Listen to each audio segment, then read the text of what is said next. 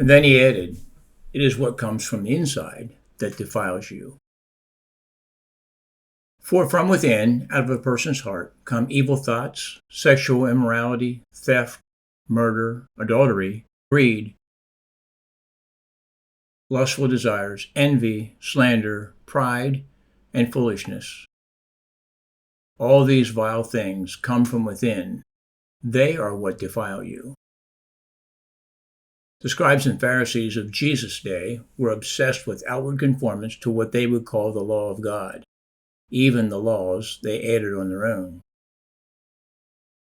This obsession with externals also happens to be the hallmark of the legalistic wing of today's Protestant churches.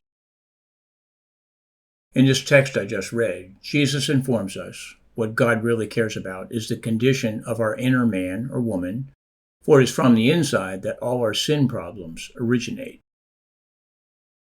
He is saying that eating with unwashed hands does not affect you spiritually, but thinking lustful thoughts does. The easiest form of spirituality is always wrapped in externals. Whether it is something I wear, a prayer bonnet, or something I do, paint my hubcaps black, or something I do not do, never play cards. Jesus is saying that the external things, whether worn, done, or not done, are not what makes one spiritual. It is what flows to the surface of our lives from the heart within us that unveils us. Like an apple tree or a tomato plant, whatever we are at our core will eventually show up on the outside. It is inevitable. Here's why. Blessed is the man who walks not in the counsel of the wicked, nor stands in the way of sinners, nor sits in the seat of scoffers. But his delight is in the law of the Lord, and on his law he meditates day and night. He is like a tree planted by streams of water that yields its fruit in its season, and its leaf does not wither. In all that he does, he prospers. Whatever we have inside us eventually shows up outside us. Mark 7:6, Jesus replied, "You hypocrites! Isaiah was right when he prophesied about you, for he wrote, 'These people honor me with their lips, but their hearts are far from me. Their worship is a farce, for they teach man-made ideas as commands from God.'" Strong words from Jesus about fake worship. He detests it and condemns it. Hypocrites are actors, and Jesus wants our worship to authentically flow from a pure heart, so then what is in our heart is of ultimate importance. You may recall the words of Isaiah when he saw the Lord. "Woe is me, for I am lost, for I am a man of unclean lips, and I dwell in the midst of a people of unclean lips, for my eyes have seen the King, the Lord of hosts." Mark 8:27, and Jesus went on with his disciples to the villages of Caesarea Philippi, and on the way he asked his disciples, "Who do people say that I am?"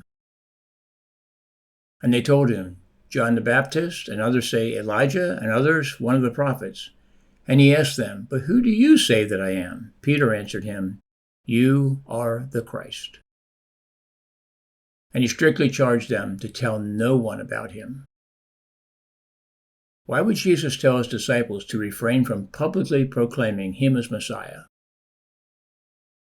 Because while they had it right, he was Messiah, they were just not ready to preach it because they were missing the biggest parts of the gospel message. They were missing the death, burial, and resurrection of Christ, his ascension, and his promise to come again. They had an Old Testament understanding of Messiah, and in that time, that level of understanding was sufficient to save. But the Old Testament time was about to end.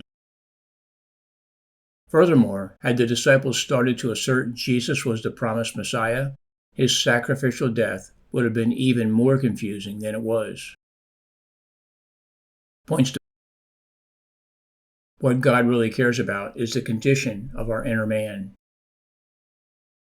The easiest form of spirituality is always wrapped in externals. Like an apple tree or a tomato plant, whatever we are at our core will eventually show up on the outside. This class, and indeed the entire school, is dedicated to helping others see that God is bigger than we think and better than we know. To get to the next video, make a note of the class number for this recording. Then search for the next one. Here's a sample. If this video is number L01.1, then the next one is L01.2. And remember to like and subscribe on YouTube and follow on Rumble.